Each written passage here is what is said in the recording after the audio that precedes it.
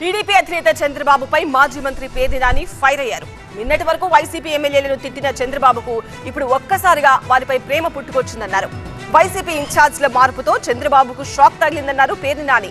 అటు పవన్ కళ్యాణ్ పై తీవ్ర స్థాయిలో ధ్వజమెత్తారు. పవన్ చంద్రబాబు మనుగడ కోసమే పనిచేస్తాడని, పవన్ చేసేది రాజకీయ వ్యాపారం అంటూ మండిపడ్డారు. చంద్రబాబు నాయుడు గారు వైఎస్ఆర్ కాంగ్రెస్ పార్టీ ప్రభుత్వం రాదు, అలాగే ట్రాన్స్ఫర్ రాజకీయ నాయకులకు కూడా ట్రాన్స్ఫర్లు ఉంటాయని అంటున్నాడు.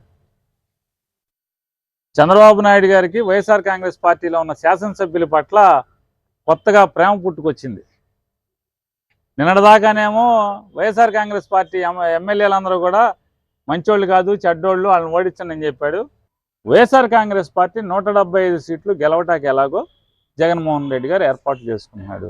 జగన్మోహన్ రెడ్డి గారి ఎత్తుగడలతో, జగన్మోహన్ రెడ్డి గారి యొక్క ఈ రాజకీయ చదరంగంతో చంద్రబాబు నాయుడికి షాకు తగులుతుంది. పవన్ కళ్యాణ్ గారు మా పార్టీని ఓడిస్తే చేయమంటున్నాడు. అదే ఆయన లక్ష్యం. ఈ ఆంధ్ర రాష్ట్ర ప్రజలు, ఈ ఆంధ్ర రాష్ట్ర అభివృద్ధి కానీ, రాష్ట్ర ప్రజల యొక్క సంక్షేమం కానీ, వారి యొక్క ఆలనా పాలన కానీ ఇది లక్ష్యం కాదు పవన్ కళ్యాణ్కి.